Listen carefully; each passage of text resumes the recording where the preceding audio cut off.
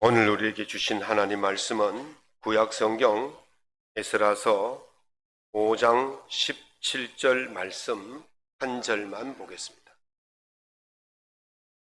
구약 성경 717면에 있습니다.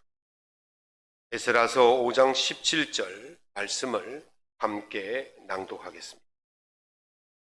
이제 왕께서 좋게 여기시거든 바벨론에서 왕의 보물 정각에서 조사하사 과연 고레스 왕이 조서를 내려 하나님의 이 성전을 예루살렘에 다시 건축하라 하셨는지 보시고 왕은 이 일에 대하여 왕의 기쁘신 뜻을 우리에게 보이셔서 하였더라. 오늘 본문의 말씀을 가지고 부당함에 대처하는 법이라는 제목으로 주의 말씀의 은혜를 함께 나누고자 합니다. 요즘 도심에서 교회를 건축하는데 많은 어려움이 따르고 있습니다. 정상적인 방법으로 허가를 받아서 정상적인 방법으로 짓고 있음에도 불구하고 주변에 한두 사람의 민원만 있으면 공무원이 나와서 조사를 한답시고 공사를 중단시킵니다. 짧게는 3, 4일, 길게는 한두 달까지 공사가 중지되는 경우도 있습니다. 우리 교회도 리모델링 할 때 민원이 들어올까봐 주변에 소고기도 돌리고 또 막 기름도 넣어주고 지나가는 분들에게는 무조건 인사하고 바카스 드리고 그렇게 한 적도 있습니다. 그리고 주변 식당들에게는 공사 인부들을 막 보내서 식사도 하도록 그렇게 한 적도 있습니다. 요즘은 그 법 위에가 뭐냐면 민원입니다. 떼법이라고 그러는데요.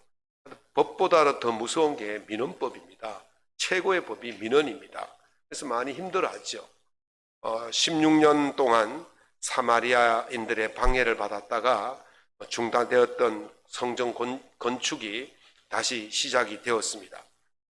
하지만 다시 또 방해하는 세력들이 나타납니다. 이번에는 유브라데 강 건너편에 있는 총독 다뜨네와 스달보스네라는 총독이 관원을 보내서 그 성전 건축이 정상인지를 조사하기 시작했습니다. 그래서 그들이 와서 공사를 조사를 하니까 많이 위축이 됐겠죠.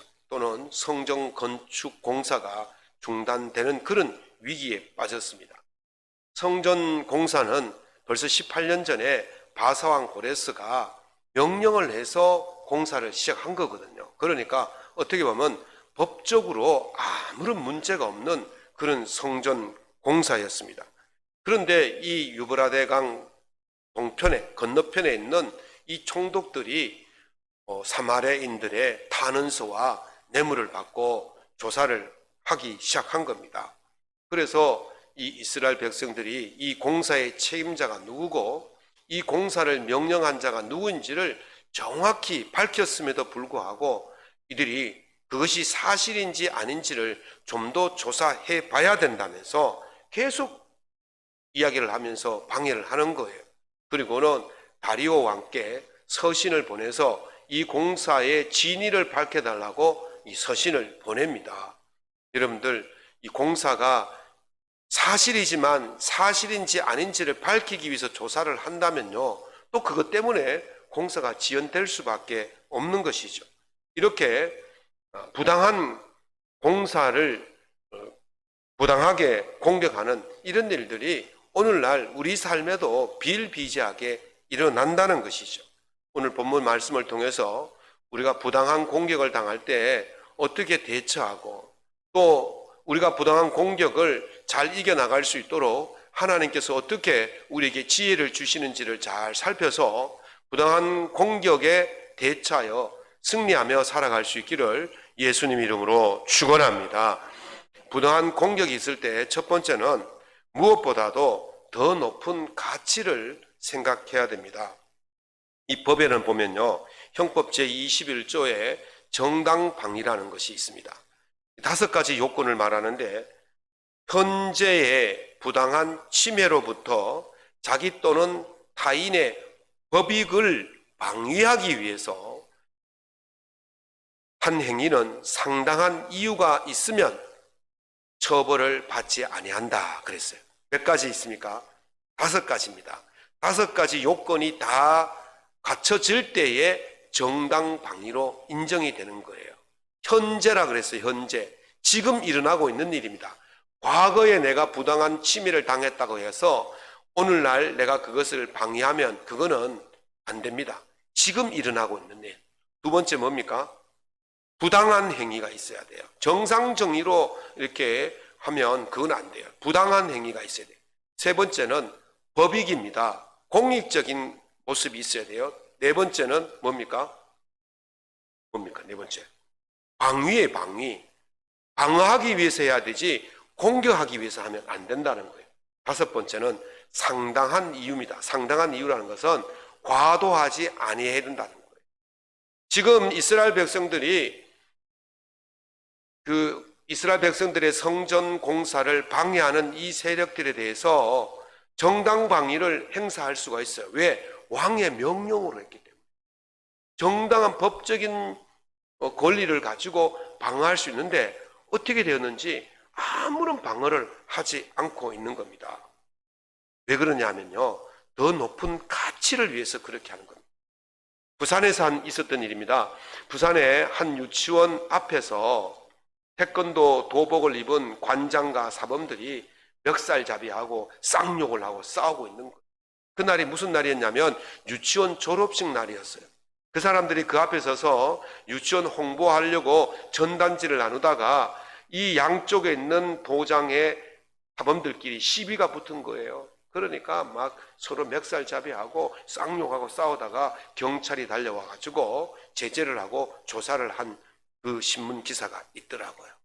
아니, 졸업식 날 그 유치원 꼬맹이들에게 또 학부형들에게 태권도를 배우셔야 됩니다. 그렇게 홍보하다가 싸웠으니까 그 태권도의 가치가 어떻게 되겠습니까? 완전히 상실한 거예요. 아, 태권도 배워놓으면 저렇게 싸움하는 거 하는구나. 이렇게 학부형들이 생각하지 않았겠습니까? 또 반면에 이런 사건도 있었어요. 똑같이 부산에서 일어난 일인데요. 태권도 관장이 아이들을 통학버스에 태우는데 지나가는 행인이 묻지마 폭행을 한 겁니다. 제 사위가 태권도가 4단입니다. 지나가는 사람이 한 방 빵 때리면 어떻게 하겠습니까? 그냥 탁 방어하고는 그냥 한 방에 끝낼 수 있는 그런 실력자예요. 태권도 관장이 그런 4단, 5단 되는 능력자인데 지나가는 행인이 때리니까 방어만 하는 거예요. 막 볼때기 맞고 뒤통수 맞고 옆구리 맞고 그래도 그냥 왜 이러십니까? 왜 이러십니까? 그러면서 공격은 안 하고 방어만 하는 거예요. 차에 타고 있던 아이들이 관장님 왜 가만히 계세요? 공격하세요. 그래도 공격 안 하고 행인들이 막 말려도 계속 이 행인이 계속 공격하니까 관장은 맞고만 있었다는 거예요. 나중에 이렇게 말합니다. 저도 사람인지라 순간적으로 화가 나서 그 사람을 공격할 수 있습니다. 그러나 태권도 관장이 사람을 때리면 안 되기 때문에 화가 났지만 입술을 꾹 깨물고 참았습니다. 이 사람은 무엇을 보여줬습니까? 실력이 아니에요. 힘이 아니에요. 진정한 태권도의 가치가 무엇인지를 보여준 거죠. 그 일로 인해서 그 소문이 나가지고 그 태권도 도장에 사람이 차고 넘쳤다는 거예요. 비록 몇 대 두드려 맞고 병원에 가서 몇 주 진단을 받았지만 더 중요한 게 뭐예요? 더 높은 가치를 생각했더라는 것이죠. 성전 공사를 방해하는 이 세력들에게 정당한 방어를 할 수 있습니다. 교회를 건축할 때 방해하는 사람들에게 법적인 허가서를 들이밀 수도 있고 다툴 수도 있고 법정 소송을 할 수도 있습니다. 그렇다면 무엇이 이익이겠습니까? 무엇이 도움이 되겠습니까? 하나님의 영광을 위해서 그것이 드러나겠습니까? 영혼 구원이 되겠습니까? 우리 교회가 저쪽 신천동에서 이전할 때 조합하고 협상이 들어갔습니다. 뭐 아시던 이야기지만 그 교회 그 지역에 종교단체가 4개가 있었습니다. 저희들 교회만 소송 안 하고 아주 빠르게 소송을 안 하고 협상을 해서 딱 저희들이 협상을 매듭짓고 이렇게 이전을 했어요. 그 뒤에 그 나머지 교회들과 그 절은요 소송을 3년 4년 하고 그 주민들이 그냥 지나다니면서 교회 손가락질하고 절 손가락질하고 그 소송 때문에 건축이 4년이 늦어졌다는 거예요. 얼마나 주민들이 욕을 했겠습니까? 우리가 소송에서 이긴들 하나님의 영광을 받으시겠습니까? 소송에서 이긴들 그 영혼 한 사람이라도 구원했겠습니까? 우리가 그 협상하고 나오니까요, 조합장이 찾아오고 대원이 찾아와가지고 얼마나 칭찬하시고, 교회는 양문교회밖에 없다, 그런 식으로 자랑 막 자기들이 다니면서 그렇게 칭찬하는 거예요. 이겨도 하나님께 영광이 안 되고 이겨도 영혼 구원을 할 수 없다면 참아야 되는 것입니다. 항해도 지역에, 아시는 이야기입니다만 항해도 지역에 유명한 깡패가 있었지 않습니까? 김익두라는 깡패가 있었습니다. 이 사람이 예수를 믿고 목사가 되었습니다. 옆 마을에 부흥 집회 가는데 그 마을에 술 취한 술꾼이 몰라보고 막 두드려 팼어요. 목사님이 옛날 같았으면 그냥 한 방에 끝낼 수 있는데 그냥 두드려 맞고 있었어요. 술꾼이 때리니까 그냥 맞고, 아이고 왜 이러십니까 하고 맞고, 그리고 한참 있다 술꾼이 술이 깼어요. 또 보니까 누가 앞에 있습니까? 천하의 깡패 김익두가 앞에 있는 거예요. 아이고 이거 웬일이지, 웬일이십니까? 그때 김익두 목사님이 그랬대요.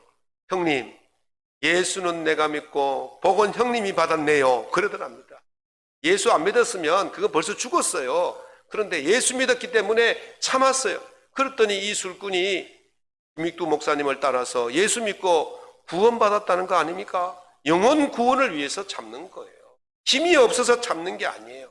그 영혼을 구원을 위해서, 하나님의 영광을 위해서 참는 겁니다. 김종원이라는 분이 쓴 인간은 노력하는 한 방황한다라는 책이 있어요. 괴테의 그 어록을 가지고 쓴 책인데요, 그분이 그 책에서 이렇게 말했어요. 힘을 갖는 것은 대단한 일이다. 그러나 힘을 제어하는 것은 위대한 일이다, 그랬어요. 여러분, 대통령의 힘이 엄청나지 않습니까? 국무총리의 힘이 엄청나지 않습니까? 국회의원, 여당, 야당 대표의 힘이 엄청나지 않습니까? 그러나 그 강력한 힘을 가지고 참는 거예요. 왜? 국민들을 위해서, 더 좋은 가치를 위해서 참는 것이죠. 대통령이 힘을 막 휘두르면 안 됩니다. 여당, 야당 대표들이 힘을 막 휘두르면 안 돼요. 참아야, 참을 때 그 사람들이 위대한 사람들이 되는 것입니다. 예수님께서 잡히실 때에 군병들이 왔어요. 베드로가 칼을 꺼내서 대제사장의 종 말고의 귀를 확 잘라버렸어요. 예수님께서 귀를 주어서 그 귀를 붙여주면서 이렇게 말씀하십니다. 칼을 칼집에 꽂으라. 칼로 흥한 자는 칼로 망한다. 너는 내가 내 아버지께 구하여 지금 12군단 더 되는 천사를 보내게 할 수 없는 줄로 아느냐? 내가 만일 그렇게 하면 이런 일이 있으리란 성경이 어떻게 이루어지겠느냐? 그랬어요. 12군단이란 것은요, 얼마 된 줄 아십니까? 한 군단이 지금의 숫자로 2만에서 8만 명입니다. 그러면 12군단이니까 최소 24만 명에서 48만 명입니다. 우리나라 전체 군인들의 숫자가 한 50만 명 되겠죠. 우리나라 전체 군대를 다 동원해서 이 군병들을 처치할 수 있다는 거예요. 그런 힘이 있다는 거예요. 그런 능력이 있다는 거예요.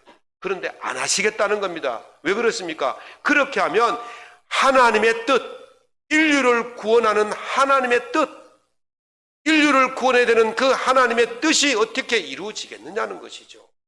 그래서 예수님은 그 힘을 제어하신 것입니다. 그로 인해서 하나님께서 영광을 받으시고 오늘날 우리가 예수 믿고 구원받은 백성이 된 줄로 믿습니다. 힘을 제어할 때에 하나님의 영광이 드러나고, 힘을 제어할 때에 영혼의 구원이, 생명의 구원이 일어나게 되는 것입니다. 베드로 사도는 애매히 고난을 받아도 하나님을 생각함으로 슬픔을 참으면 이는 아름답다라고 말씀하셨습니다. 힘이 없어서 참는 게 아니에요. 능력이 없어서 참는 게 아니에요. 법이 없어서 참는 게 아니에요. 아름다운 일을 위해서 참는 거예요. 무슨 아름다운 일? 하나님의 영광이라는 아름다운 일, 생명 구원이라는 영광을 위해서 우리가 참는 것입니다. 사랑하는 성도 여러분, 애매히 고난을 받을지라도 하나님의 영광을 위한 일이라면, 생명을 구원하는 일이라면 인내하고 참으셔서 하나님의 영광과 생명을 구원하는 복된 성도들 될 수 있기를 예수님 이름으로 축원합니다.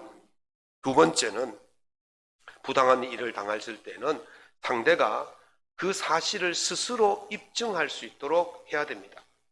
리 스트로빌 목사님이라고 계십니다. 이분이 본래는 미국의 유명한 신문사의 편집국장이었어요. 그런데 이분이 굉장히 종교에 대해서 냉소적이고 굉장히 논리적이고 그런 분이었어요. 그런데 그 부인이 교회를 다닌 거예요. 가만히 생각해 보니까 저 교회는 사기꾼인데, 저 바가지 씌우는 곳인데, 이런 생각이 드니까 내가 교회가 뭔지, 예수가 가짜인 것을 내가 조사해서 아내에게 알려줘서 아내가 그 사기 집단에서 나오도록 해야 되겠다. 그래서 이 명철한 두뇌로 2년 동안 예수가 가짜라는 사실을 연구하기 시작했습니다. 철저하게 예수에 대해서 문헌을 찾고 과학적인 증거를 찾고 의학적인 증거를 찾아가지고 발표를 했어요. 그런데 어떻게 발표했냐면요, 예수가 거짓이 아니라 진짜다 이렇게 발표를 했어요. 그래서 그 나온 책이 예수는 역사다라는 책을 써낸 것이죠. 아니, 예수가 가짜라는 것을 밝혀내기 위해 가지고 그렇게 연구해 가지고 결론이 예수는 진짜다, 예수는 역사적 인물이다라는 것을 밝혀냈다는 거예요. 그리고 그 뒤로 나온 책들이 뭐냐면 특종 믿음의 사건, 창조 세계의 비밀, 이런 책들을 써냈어요. 그리고 그분이 나중에는 아내를 따라서 교회 가서 예수를 제대로 믿고 뭐가 될게요? 목사님이 되신 거예요. 가짜라고 그렇게 주장하고 가짜라는 것을 밝히기 위해서 노력하다가 나중에 진짜인 것을 자기 입으로 스스로 밝힌 거예요. 그리고는 신실한 믿음의 일꾼이 된 것입니다. 가끔 억울한 일을 당한 사람들이 무슨 말 합니까? 속을 까지 뒤집어 보일 수도 없고 그런 말 하잖아요. 우리 속이 주머니라면 어떻습니까? 이걸 뒤집어 보이면 되잖아요. 그죠? 저 아무것도 없어요. 저는 이렇게 깨끗한 사람입니다. 이렇게 보여줄 수 있는데, 아니, 이거 뭐 주머니도 아니니까 어떻게 마음을 뒤집어 보일 수 있습니까? 그래서 답답해요. 그럴 때는요, 변명도 설명도 통하지가 않습니다. 어떻게 해야 되겠습니까? 속된 말로 미치고 환장하고 발작 뛰지 않겠습니까? 어떻게 설명이 됩니까, 이거? 어떻게 이해를 시킵니까? 그럴 때 어떻게 되냐면요, 그냥 팩트만 말하고 더 이상 말하지 않아야 됩니다. 내가 했는 말이 사실인지 아닌지 가짜인지 진짜인지를 누가 밝히느냐면요, 그거 들은 상대방이 나를 공격하기 위해서 밝힙니다. 네 말이 가짜인 걸 내가 증명해 볼게. 그러면서 자기가 막 찾아가지고 이야기를 하는 거예요. 이스라엘 백성들이 성전 공사를 하는 것을 본 그 유브라데 강 건너 총독들이 와가지고 편지를 씁니다. 누구에게? 다리오 왕에게 편지를 씁니다. 이 사람들이 지금 성전 공사를 하는데 이 사람들의 말로는 바사왕 고레스가 명령한 일이라고 하는데 이것이 진짜인지 거짓인지 왕께서 왕궁의 보물 정각에 있는 편지를 찾아내어서 좀 밝혀주십시오 라고 편지를 쓴 내용이 바로 마지막 부분이 오늘 5장 17절의 말씀인 거죠. 다리오 왕은 생각지도 안 했어요. 그게 그 편지가 거기에 있는지 없는지도 몰랐어요. 그런데 이 편지를 받고는 그래, 한번 조사를 한번 해보자. 그래서 왕궁 정각을 조사를 하기 시작했던 것입니다. 한 번은요, 친구와 함께 콘스탄티노플이 어디에 있는지를 이야기를 했어요. 그래서 이 콘스탄티노플은요, 지금의 이스탄불입니다. 그리고 이것이 본래는 동로마 제국의 수도였어요. 이 도시를 세운 사람이 동로마 제국의 황제였던 콘스탄티라는 황제가 이 도시를 세웠기 때문에 이름을 콘스탄티노플이라고 말합니다. 그래서 지금은 이스탄불로 불러요. 지금은 이것이 어느 나라에 속했느냐면 튀르키예, 옛날에 터키죠. 튀르키예에 속해 있어요. 그런데 이 콘스탄티노플이 지도에 보면 어디 있느냐면요, 튀르키예는 나라가 어떻게 구성되었냐면, 여러분들 보시기에 아시아의 90%의 땅이 있고, 그러니까 중동 지역에 90%의 땅이 있고, 보르포로스라는 그 해협, 좁은 해협이 있습니다. 이걸 건너면 유럽인데 이 유럽에 10%의 땅이 있어요. 그래서 아시아와 유럽이 합쳐져 있는 나라가 바로 이 터키라는 나라예요. 그래서 지금 어디에 있냐면 유럽 쪽에 이 콘스탄티노플 나라가 있어요. 10%에 속한. 그래서 친구 목사는 자기가 가봤는데 이 콘스탄티노플이 요 아시아 쪽에 붙어 있다는 거예요. 그래서 제가 아닐 낀데, 요게 유럽 쪽에 붙어 있을 낀데, 아니라는 거예요. 자기가 가봤다는 거예요. 가봤다는 사람이 거기 붙어 있다는데 제가 무슨 말 하겠습니까? 그래서 제가 웃으면서 지도를 한번 더 보시는 게 좋을 낀데, 그러고는 말을 끝쳤어요. 왜냐하면 뭐 논쟁을 하면 싸움밖에 더 되겠습니까? 그랬더니 내가 네 말이 거짓말인 걸 밝혀줄게. 그러면서 막 지도를 찾더니만 네 말이 맞네. 그러더라는 거예요. 여러분, 서로 증거를 갖다 대지 않고는요 싸움밖에 안 되는 거예요. 그냥 사실만 말하고 치워야 돼요. 그러면요 저 사람이 말한 것이 거짓말인 것을 밝히기 위해 가지고 상대방이 조사를 하고 연구를 해가지고 결국은 자기 입으로 스스로 그것이 사실이라고 밝히는 것이 가장 좋은 방법이라는 것이죠. 여러분, 지금 이스라엘 백성들이 편지를 보낸들 그 편지가 왕에게 가겠습니까? 이들이 누구의 뇌물을 받았다 그랬습니까? 관리들이 뇌물을 다 받았어요. 그래서 이스라엘 백성들이 편지를 보내면 중간에서 관리들이 다 가로채어서 왕에게 가지를 못합니다. 그런데 누가 보냈습니까? 총독이 편지를 보낸 거예요. 총독이 편지를 보내니까 왕이 그 편지를 받아볼 수밖에 없는 것이죠. 그래서 결국에는 그 왕의 입으로, 그 총독들의 입으로, 나중에 6장에 거기 나옵니다마는 왕이 그것이 사실이라고 증명을 해주게 되어집니다. 예수님께서 공생애 동안 얼마나 많은 일들을 이루셨습니까?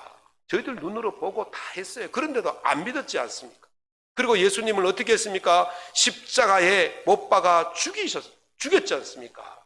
그리고 예수님께서 부활하실 때에 이 예수님을 죽였던 백부장과 이 군사들이 어떻게 말했습니까? 이는 실로 하나님의 아들이었도다. 저희들 입으로 그렇게 말했어요. 예수님이 그렇게 많이 보여주고 예수님께서 그렇게 많이 설명해도 안 믿던 사람들이 자기들 눈으로 보고 체험하니까 스스로 그것이 사실이었구나, 그렇게 말했던 것입니다. 가끔 우리의 말을 들어주지 않아 억울하고 답답할 때가 있습니다. 이게 아닌데 복장 터질 때가 있습니다. 그럴 때는 논쟁을 그치시고 이것이 사실이다 그렇게 말하고 멈춰야 됩니다. 그러면 우리의 말이 가짜인 것을 밝히기 위해서 그들이 조사하다가 사실인 것을 그들 입으로 증명하게 되어 있는 것입니다. 예수님께서 우리에게 말씀하시기를 너희들이 이같이 빛을 사람 앞에 비치게 하여 그들로 너희 착한 행실을 보고 하늘에 계신 너희 아버지께 영광을 돌리게 하라, 그렇게 말씀하셨어요. 우리가 할 수 있는 것은요 설명이 아닙니다. 우리가 할 수 있는 것은 변명이 아니에요. 우리가 할 수 있는 것은 사실적인 것을 진실되게 행동하는 것밖에 없는 것입니다. 그때에 그들이 스스로 하나님께 영광을 돌리게 되는 것입니다. 부당한 공격이 있을 때에 변명보다는 차라리 그들의 입으로 사실을 증명케 하는 그런 지혜로운 삶을 살아갈 수 있기를 예수님 이름으로 축원합니다. 세 번째는 자신감으로 멈춤 없이 끝까지 해야 됩니다. 제가 조금 전에 김종원이라는 분이 쓴 책에 설명을 했는데 이 괴테의 이야기를 실으면서 이렇게 말합니다. 선한 것을 시작하려는 사람은 나중에라는 말을 하지 않는다. 그들은 오직 지금 이 순간에 해야 할 일을 한다, 그렇게 말했어요. 그러면서 이 김종원이란 분이 그 뒤에 이렇게 말을 해놨습니다. 제발 잘 하려고 애쓰지 말라. 그대에게 선한 의지가 충분히 있다면 그냥 끝까지 하기만 해도 원하는 모든 것을 이룰 수 있다, 그랬어요. 저는 이 글을 읽으면서 두 가지만 잘하면 된다, 이런 생각이 듭니다. 하나는 선한 일을 일단 시작하는 겁니다. 또 다른 하나는 끝까지 하는 겁니다. 시작과 끝입니다. 시작할 수 있는 의지와 끝까지 하려는 의지만 있으면 우리가 원하는 것을 이룰 수가 있다는 것입니다. 최화정 씨라고 혹시 들어보셨습니까? 연예인인데 그 사람이 요즘 연예인 토크 많이 하는 사람을 뭐라 그럽니까? 연예인이랍니까? 방송인이라 그럽니까? 이 사람이 하는 프로그램이 최하정의 파워 프로그램이라는 것이 있어요. 이분이 이 라디오 방송이 시작할 때 이걸 맡아서 했는데 27년 6개월 동안 이 방송을 진행을 했어요. 지난 8월 4일 날 방송을 중단을 했어요. 27년 4개월 동안 하면서 그 듣는 사람들에게 희망을 주고 용기를 주고 또 그는 굉장히 씩씩하게 밝게 그렇게 했대요. 어떻게 27년 동안 한결같이 그 방송을 그렇게 할 수 있는지 궁금해서 물어보았더니만 이분이 이렇게 말합니다. 제 어머니가 힘들고 어려울 때마다 어깨를 쫙 펴고 이 꼬리를 올리면 못할 일이 없다, 그렇게 말했답니다. 한번 해볼까요? 어깨를 쫙 펴시고 이 꼬리를 올리는 게 뭡니까? 웃으라는 거예요. 미소를 지으라는 거예요. 그러면 못할 일이 없다는 거예요. 혹시 살다가 힘들면 어떻게 하시면 됩니까? 어깨를 쫙 펴고 이 꼬리를 올려보십시오. 그러면 당당함이 생깁니다. 자신감이 생깁니다. 그러면 어떤 풍파가 와도 그것을 헤쳐나갈 수가 있게 된다는 것입니다. 선한 일을 시작하는 사람은 많지만 그것을 끝까지 가져가는 사람은 없어요. 살다 보면 왜 어렵지 않겠습니까? 왜 고단하지 않겠습니까? 그래서 좌절하고 절망하고 주저앉죠. 그때 어떻게 하라고요? 어깨를 쫙 펴고 이 꼬리를 쫙 올리시고 그러면 용기가 생기는 것입니다. 지금 이스라엘 백성들이 성전 공사를 재개하려고 하니까 이 관청에서 나와서 이러쿵 저러쿵 조사를 합니다. 제가 우리 리모델링 할 때요, 저 북구청에서 누가 하나 나왔다 갔거든요. 막 가슴이 철렁 내려앉는데 내가 또 무슨 일을 잘못을 저질렀나, 뭐 신고가 덜 된 게 있나, 누가 민원을 냈나, 막 그런 걱정해가지고 막 그 안절부절하더라고요. 나는 아무 문제가 없는데. 그런 거예요. 얼마나 무서워요, 공무원이. 죄송한 이야기입니다만은, 저 아무 잘못 없으면 괜찮지만은, 지나가다가 괜히 운전하고 가다가 경찰관 한 명만 서 있어도요, 갑자기 막, 조사를 하고 스스로 그렇게 검증을 하게 됐는데. 그래가지고 주저주저 할 수 있는 거예요. 그들의 비율을 맞추느라고 공사를 잠시 중단할 수도 있는 거예요. 그러나 이스라엘 백성들은 그렇게 굴하지 않고 이렇게 말합니다. 우리는 천지의 하나님의 종이라. 따라해봅시다. 우리는 천지의 하나님의 종이다. 그리고 말합니다. 예전에 건축되었던 성전을 다시 건축하노라. 당당하게 하나님의 종임을 밝히고 있습니다. 당당하게 그들이 해야 될 일을 밝히고 있습니다. 하나님의 종이라는 이 자신감, 하나님의 자녀라는 이 당당함으로 할 수 있기를 예수 이름으로 축원합니다. 우리의 그런 모습에 남들이 근자감이라고 말할 수도 있습니다. 근자감이 뭐예요? 근거 없는 자신감. 아니, 사는 것도 우리보다 못하고 배운 것도 별로 우리보다 못하고 뭐 권력도 별로 없고 별 볼 일 없는 사람이 어떻게 저렇게 어깨를 쫙 펴고 매일같이 미소를 지으면서 살까? 도대체 저런 자신감이 어디서 나올까? 그렇게 궁금해할 수 있지 않습니까? 제가 개척교회, 작은 교회, 미자립 교회 하면서요, 나가서요, 커피 얻어먹고 밥 얻어먹고 그렇지 않았어요. 저는 제가 커피를 사고 돈이 없어도 밥을 사고 그랬어요. 도대체 조 목사는 어디서 그렇게 당당함이 나오나?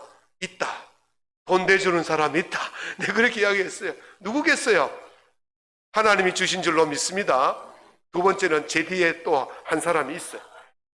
매일같이 품위 유지비를 넣어주더라고요. 그래서 커피 한 잔 정도는 내가 안 얻어먹고 샀어요. 남들이 보기에는 작은 교회, 개척교회, 미자립 교회 목사 같은데 자신감이 있는 거예요. 당당함이 있는 거예요. 근거 없는 자신감 같지만 우리에게는 근거가 있잖아요. 무슨 근거입니까? 하나님의 종이라는 근거가 있는 줄로 믿습니다. 하나님의 종이라는 근거, 그 자신감만 가지면 어떤 일도 당당하게 할 수 있게 되는 것입니다. 그러므로 여러분들이 살아가실 때에 어깨를 쫙 펴시고 얼굴에 미소를 가득 안고 누구를 만나든지 어떤 일을 하든지 할 수 있기를 예수 이름으로 축원합니다. 하나님께서 그렇게 사는 자들, 하나님의 종이라고 자신감 있게 사는 자들에게 하나님께서 어떤 일을 보여주셨습니까? 에스라 5장 5절에 보니까 하나님께서 유다 장로들을 돌보셨으므로, 하나님께서 누구를 돌보시겠습니까? 하나님께서 자기 백성을 돌보실 줄로 믿습니다. 하나님께서 자기의 자녀를 돌보실 줄로 믿습니다. 하나님께서 자기의 종을 돌보실 줄로 믿습니다. 그래서 능히 그들이 공사를 막지 못했다 그랬어요. 우리가 하나님의 자녀라는 근거, 그 자신감, 그 당당함을 가지고 나아가면 끝까지 하나님께서 돌보시고 그 우리가 하고자 하는 하나님의 일들을 완성하게 될 줄로 믿습니다. 그러므로 여러분들 근거를 가진 자신감을 가지시고 당당하게 하나님의 종으로서 살아갈 수 있기를 예수님 이름으로 축원합니다.